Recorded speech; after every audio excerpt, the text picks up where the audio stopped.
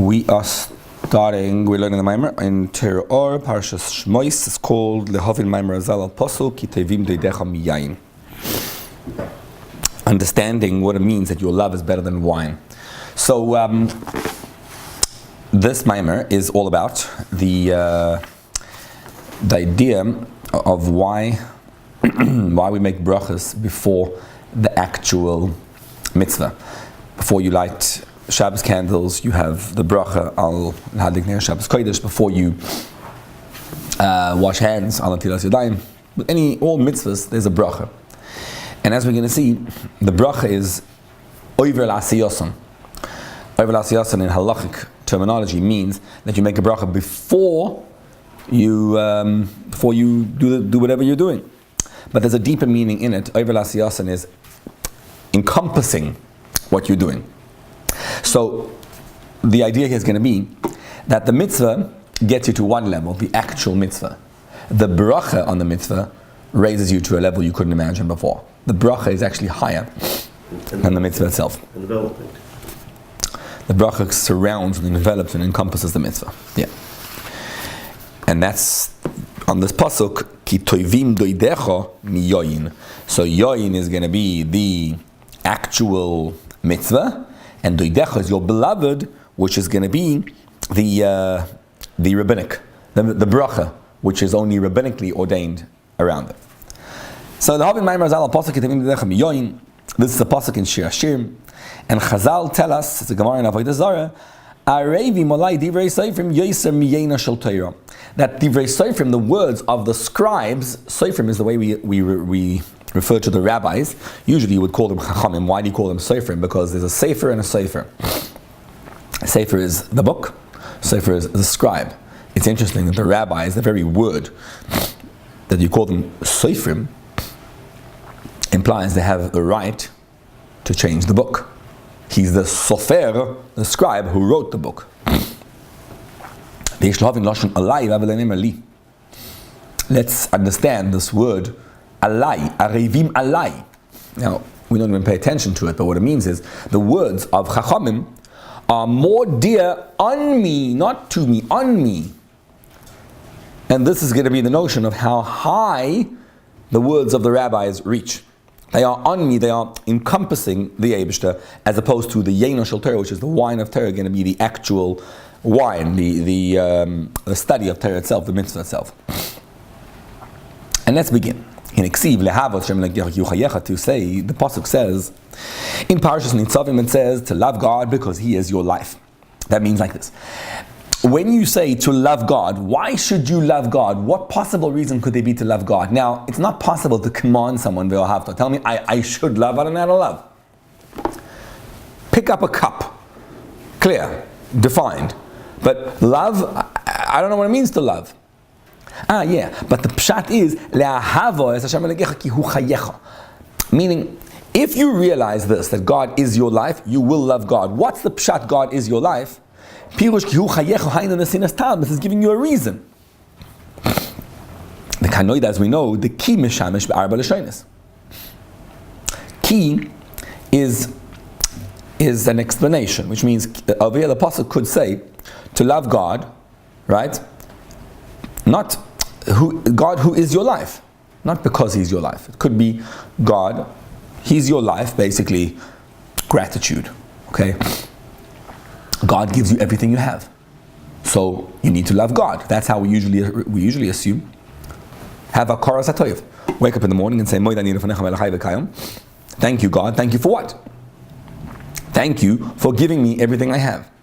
So because God is your life, that's why you need to love Him. He says, no, that's not that. It's the love for God is innate in you. Because God is your life. The kanu mishamish b'loshen deha. It is a because, right?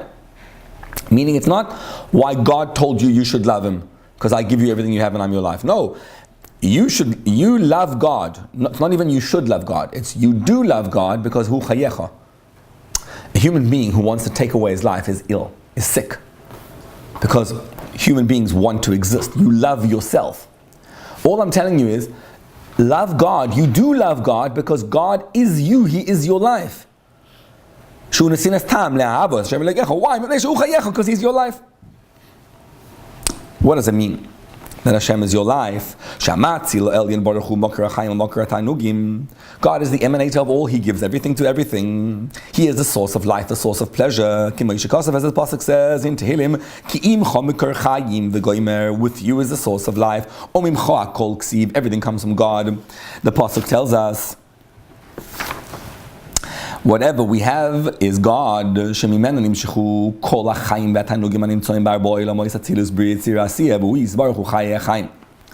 this world, the world we live in, the world of Asiya, and then there's 4 worlds above it. There's Atzilus, Bria, Yetzirah, and Asiya, which means 4 states of existence. All 4 worlds, 4 levels, afford a lot of pleasure. Okay, just the 4 worlds are basically, without going into all the details, what are the 4 worlds? So there's the world of action, our world of action. In the world of action, there's many pleasures. Which pleasures are there? There's the pleasure of eating steak. That's a very simple pleasure to grasp. If you go to a restaurant, you enjoy the steak. There's the pleasure of building a beautiful house and walking into a stunning, beautiful house. All these pleasures are physical pleasures. Rise one world up and you're in the world of emotions. There's a pleasure of emotion. The pleasure of love is incredible. Maybe music falls into that category. I'm not sure which one it goes into. Then there's the pleasure of a higher world, which is the world of intellect. The world of intellect, the pleasure of studying, of understanding a concept. Incredible pleasure. It's not the same pleasure as eating a steak. And if you rise even higher, there's the pleasure of just being. All these 4 worlds have different grades and types and styles of pleasure. But what we're saying is, everything comes from you, God. You are the source of life. You are life. Life comes from you. So that means all pleasures in this world are nothing in comparison with the ultimate pleasure, which is the pleasure of Elokus, the pleasure of the Eibishter. So every human being naturally wants to have pleasure. The question is, where is pleasure? So maybe you don't yet know that there's a greater pleasure in music than there is in a steak, and there's a greater pleasure in intellect than there is in Aristotle. Was known to be Aristotle and his Chaverim were people who would sit down and study and philosophize, and they didn't engage in the mundanities and stupidities of the world. But in Chassidus it explains that doesn't necessarily mean they were holy people. It just means that they switched one tainug for another tainug. Okay. But the ultimate tainug, pashut bitzad the nefesh ba'amis, is Elokus. Elokus is behind it all. Because behind all these pleasures of all the 4 types of states of existence is godliness. When a person contemplates, you'll get to love God. Inherently, you don't need to be told to love God. Just as you love your own soul, kach yohavet Hashem. You will love God. Why? Shehu chayei hachayim. He is the life of the living kulam. V'chayei nafshoi bifrat. God is your life. So you don't have to be told to love God. You do love God. But here's the thing. It's amazing, right? So there's a pleasure, and the ultimate pleasure is Elokus, and you love God because He's the ultimate pleasure. Beautiful.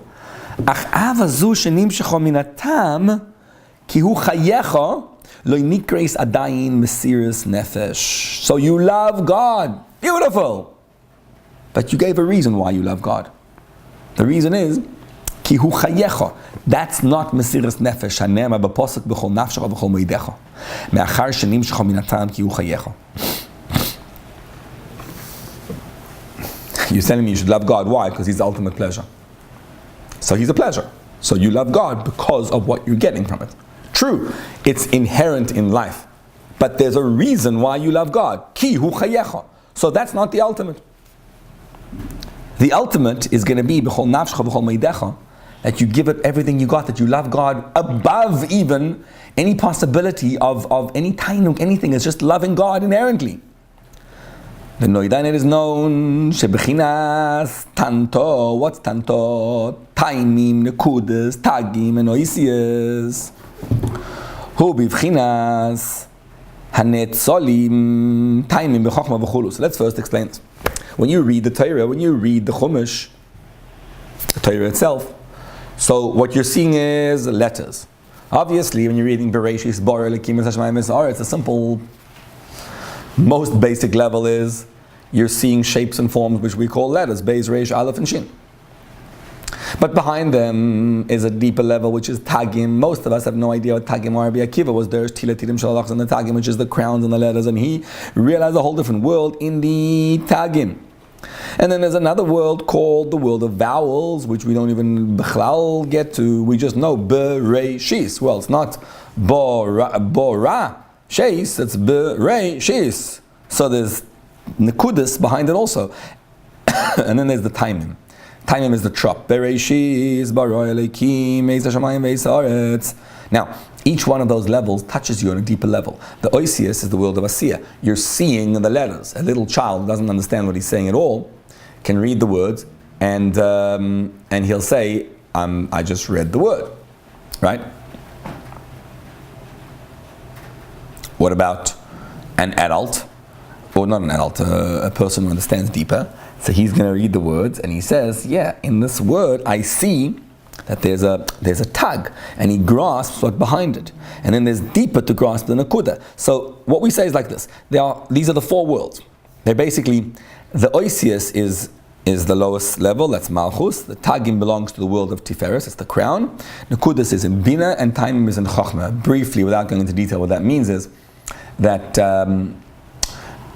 what level of intellect, of self rather, do you have to invest to understand the deeper level? To understand Oisius, you need to just look at it.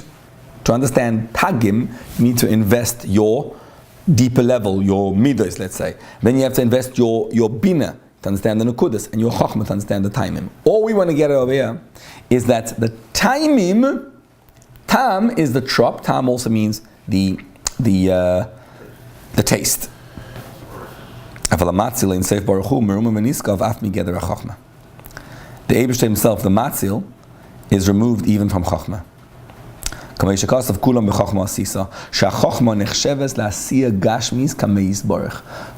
is an asiyah to God. That means like this. Whatever we do with Chochmah. We use our intellect to understand.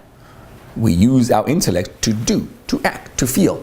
Intellect is the king which causes us to do everything. The truth is that intellect itself, Chochmah itself, Kulam b'Chochmah asisa means intellect itself is a creation. So you can't, think about it this way. If I want to have a relationship with my child, relationship with a child will only be had if I transcend the intellect. Relationships are not built on intellect. With a friend, you have a relationship because he's a good guy and you like him and he likes you and you become good friends. But with God, with your child, that's not what the relationship is. It's not about how much the person gives you, and it makes sense intellectually. This guy, I like him because he's my friend. Why do I like my child? Maybe he's not at all a good kid. Maybe he's got a lot of problems and issues, but you love him anyway. Why? Just because. For no reason. It's just because. And so our relationship with God transcends any rhyme and reason. Sha'chochma nechsheves la'asiyah gashmis kamei yisbarach. Umizenim shach b'chinas mesiris nefesh. If you can access this level, that's mesiris nefesh. Sheyesh b'keach b'chol echad miYisrael machmas shemelubash b'nishmos he'orim b'chinas ein seif baruch hu shelemayla min ha'chochma v'atam limser nafshe be'echad. Every Jew, built into his system. Yeah, it's true. On a lower level, you love God because He's your life. But there's a much deeper level of connection you have with God, not because He's your life. You love God, no because. There's no key. Bli tam v'das klal. Just love. Rak mitzad ahava pshuto laHashem hamerumam levade. God is exalted. Ve'ein aroich elav klal. No comparison to Him. And I love you. Built into a Jew's psyche. His whole being is just he loves God. If he doesn't love God, he's ill. As it says, I, God, I don't change. There's no difference in God. This is the Hasidic translation of the Pasuk. Ani Hashem lo shanisi. The Navi Malachi says, I, Hashem, don't change. What he means is, on a pshat level, is I didn't change what I'm doing, my word. Chassidus looks at it literally. I, Hashem, didn't change. I'm the same before and after. There's no difference by God whatsoever. Creation, the before and after. Creation doesn't affect God in any way, shape, or form. So he remains the same. You realize how removed God is from the world. So, whatever let's say in this world we said you say you're seeking pleasure, but God is not part of creation. He's way above creation. So he's not about this pleasure or that pleasure or the ultimate pleasure. He's beyond pleasure. God just is. See, it's imperative for mortal man to realize that the world he lives in is not the ultimate. Why is that so vital to know? Because human beings need to yearn for something higher. Human beings need a chap, there's a God which is above and higher than anything else. Because if you chap, there's an Eibishter, if you yearn for God, you become a healthy human being. Is a reason why. But the real ava is when you realize everything in this world is garnish mit garnish, and who am I? I'm me. I'm one with God, and that's outside of any of the pale of existence. I don't want to be separate from God. I want to be one with God. Me and Him are one. That's what we say on Shabbos, right? Raza the Shabbos is Shabbos, and what do we want them to have? Echad be'echad. Get me out of this world. Everything in this world just limits and constrains me. What does it mean?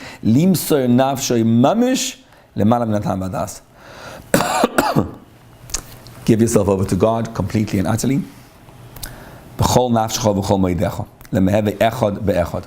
This is the ultimate level of love, where you just bind yourself, you're just one with the Eibishter.